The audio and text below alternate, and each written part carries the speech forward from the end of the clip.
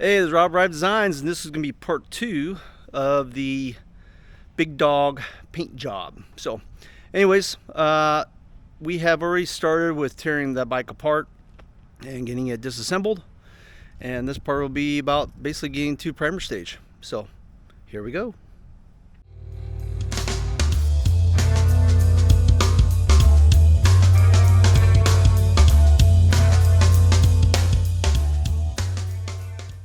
Like I said in the beginning of this is part 2 of the primer stage of these body panels. And I'm getting everything prepped right now. I'm actually taking the paint off. What I'm doing so far is I have taken the panels off like I did on the first part 1. And we have gotten some aircraft stripper.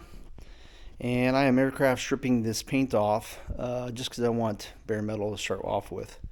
And basically this stuff is pretty toxic. You can get aircraft stripper in a lot of places, AutoZone, whatever, but this is industrial grade strength stuff. Basically, I have coated it. I've already done, as you can tell, already a few layers, and I'm letting that stuff basically cook the paint off, and I'll start peeling that paint off, and then we'll sand it and prep it and get going with doing a little bit of primer. So, yeah. So that's where I'm at right now. So I got a little impatient and I decided to go ahead and finish with the paint removal portion of the aircraft stripper and just get to basically sanding this sucker. So I basically started sanding this and I'm using 36 grit because now this paint is very gummy. I'm going to go ahead and sand all this off and basically get it prepped for sealer. And then do any kind of little bit of body work that might be need to be done, which I do know that the tank has a little bit of a dent on it. It's got a little dingy right here, so we'll fix this. And again, this paint is gummy. I had paint stripper on it. It just didn't. I got impatient basically. I need to get this job done. So this will sand off real fast, really easy. I'll start with 36, go with 80. And then I will seal that and then start the other process, priming it, wet sanding it, shooting it, and so forth. So, all right.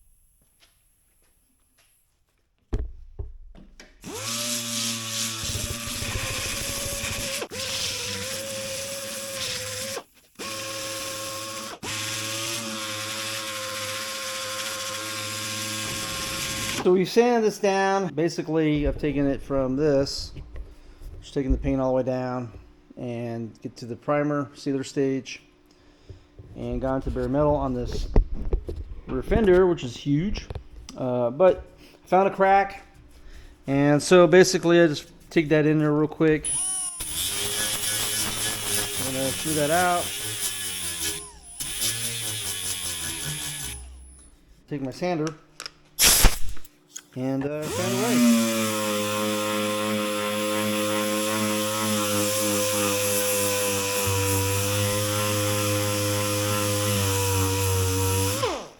So awesome. So by the time I have my primer on here, sealer / primer, you'll never see the crack, but you can see it inside, of course, the penetration.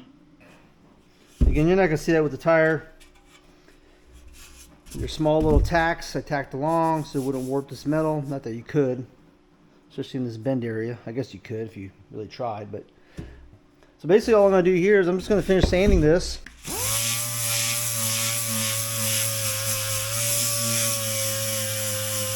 So I initially started with 36 to cut the paint off quicker, and now I'm down to 80 grit, and I will 80 grit this whole piece, and then get it prepped for the booth. So I've sanded the tank, and I noticed there's some body work in here already, and I'm going to seal this and have it as a good base, I guess, to start off with, because I can apply my body work over it.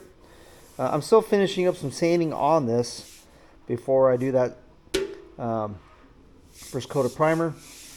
And once we do that, we'll block that out and we'll start doing some more body work and then, you know, fine tune this piece, this tank. The paint work wasn't the greatest or maybe it might just be because of the age. I am going to go ahead and on the underside, I'm going to go ahead and pour 15 this, give a little more protection. A lot of this paint was flaking off in here, and I don't quite like that because I'm going to paint into here. I'm probably just going to take this off because you'll never see this. I didn't want that paint to peel later on in its life, this paint job. Truthfully, I've probably have 3-4 hours of sanding on this thing, trying to smooth this out a little bit and try to get most of this off. The paint stripper did work somewhat. Again, I was impatient with the paint stripper, so I started off with 36 to 80, but I think 80 would be fine for this primer. It'll bite more, and again, I got to do a little more finish work. I'm going to do the inside first, that way I can then prime the outside, and then we'll go from there. So I've prepped this. I'm basically going to do some pour 15 in here just to kind of clean this up, make it look a little better. Again, you're never going to see this, but I want some protection in here. I'm actually going to brush the pour 15 in here, mainly because you're never going to see, like I said, see this chamber.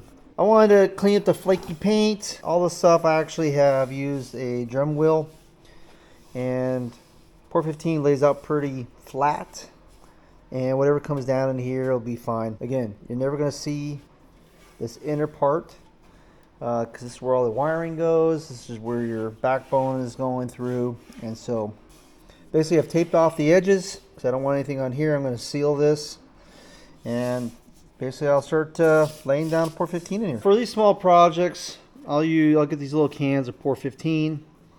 They're great. This is gloss black. It's rust preventive.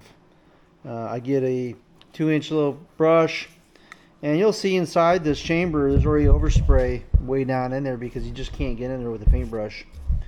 So we'll basically just kind of cover that up. A little pour 15. This will also help with bare metal, and again, you're never going to see this, so we'll just start applying it. You don't have to get a whole lot. It's thin. A little goes a long ways. For small quantities, this is great because is there better products out there? Sure. This pour 15 number 1. It probably was at one time, but for something like this, the product is actually fairly expensive. I can't even remember what I paid for this. I think probably $25 or something. For like little projects like this, once you open this can, you probably have maybe 2 or 3 coatings worth, because sooner or later this will harden up, this paint inside, especially however you seal it. So that's why I like to buy small quantities of it. 1, it's expensive, and 2, if it does go bad, you're not completely upset. I'll just coat this, keep this going, take my time. Using this 2-inch brush, I'll start with, of course, the middle, and then move up the walls so I don't have to get all nasty. Make sure you are wearing a mask, and make sure you are wearing gloves, because if this gets on and you don't get it off, you won't be getting it off for a while. And that's most rust preventive paints. I'm not exactly sure what's in them, but if you do not remove them from your skin, it will like to adhere to your skin and stay there for quite a while. Basically, I'll finish this up, take my time, and it will have a nice coating in here.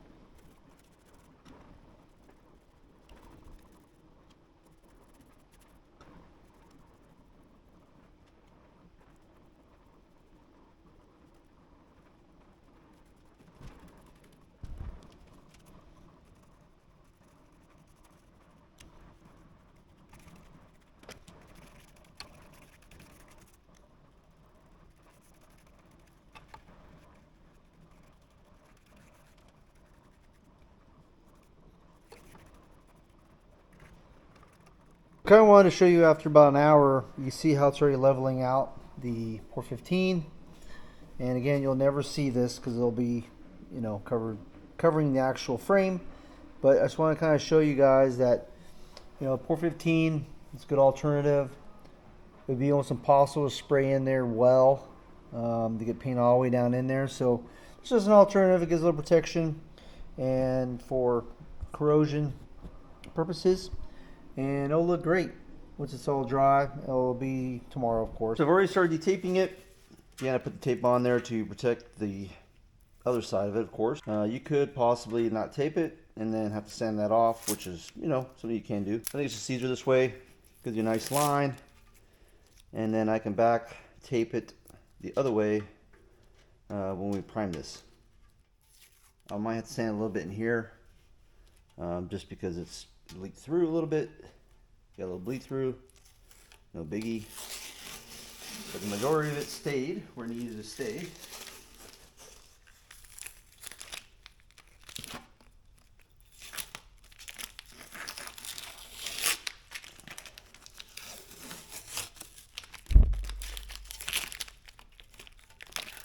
Alright, so I've got the parts all kind of set up in here, ready to get its first set of epoxy primer on it.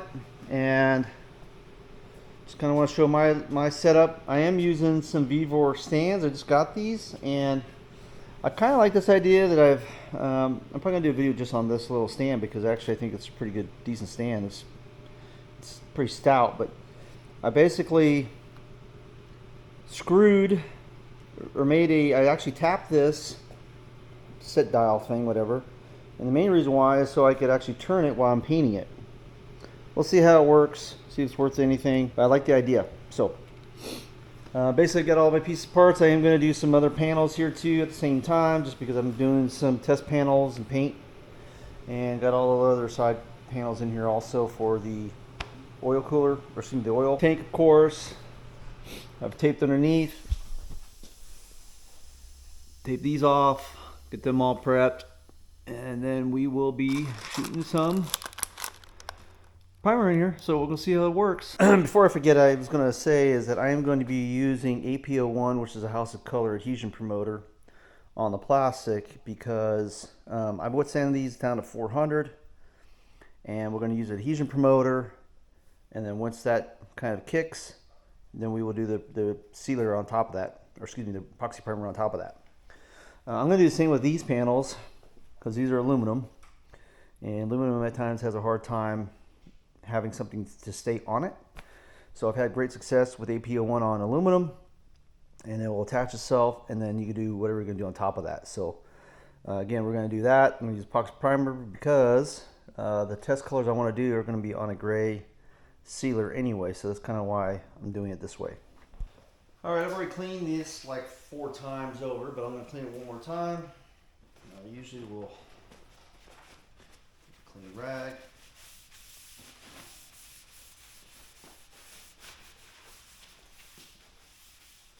And I'll wipe it down.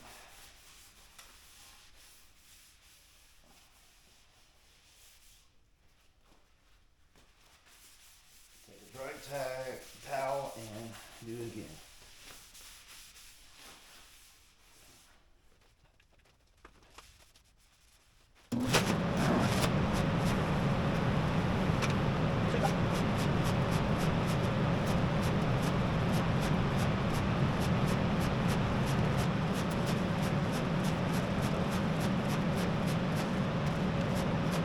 So next we're going to do is take this tack rag, right, and just tack it down.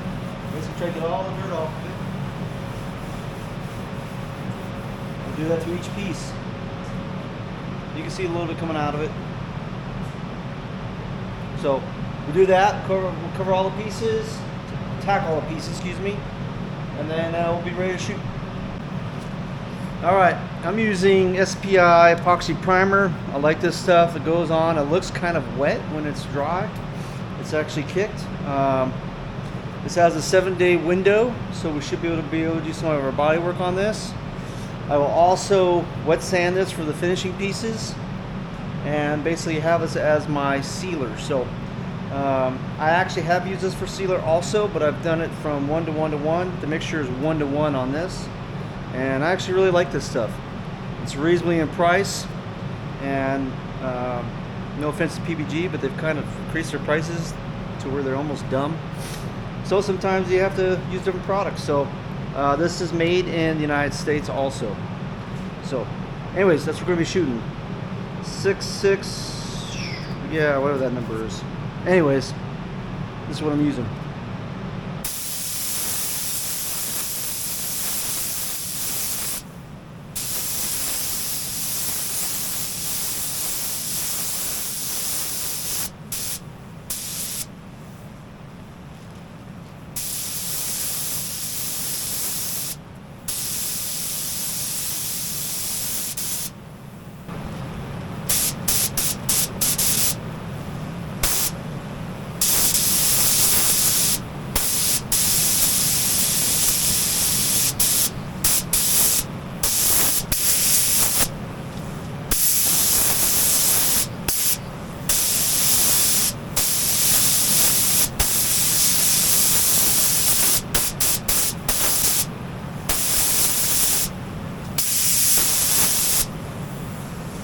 Alright, so this will be the finish of this episode. We basically have used our epoxy primer, which is from SPI, coated over the bare metal, and next video we'll be going into either block sanding some of the stuff, and we will have to do a little bit of body work on some of the items.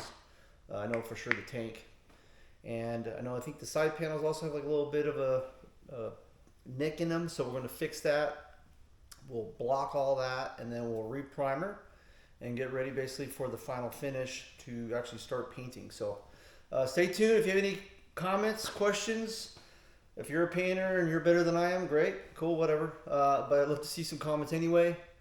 I've been doing this now for quite a while, and I've had pretty good success rates. So what I've understood too is a lot of these painters, I'll watch some of these guys, and some of these dudes will act like they're better than others, or they have a better plan, or they have a better technique.